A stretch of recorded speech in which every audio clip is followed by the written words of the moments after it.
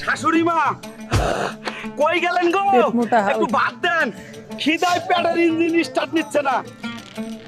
ওই পেট মোটা জামাইয়ের বাচ্চা সারাদিন খালি খাই খাই তোর কর। শাশুড়ি এসে মারতে এই নাও চল, এক ঢোক খেয়ে তাড়াতাড়ি সমুদ্রে যাও। ওখান থেকে একটা বউটা তো বড় ভালো শামুক হয়েছে। ধরে আনো, না হলে আজ আর এই বাড়িতে ঢুকতে দিব না তোমার। আবার সমুদ্র শামুকান্ত হাল তো বলছিল। ভাতই চাইছিল। কি কাকু ভালো আছেন? ওই বিড়িটা দেন, এক টান দেই। মাথায় অনেক টেনশন।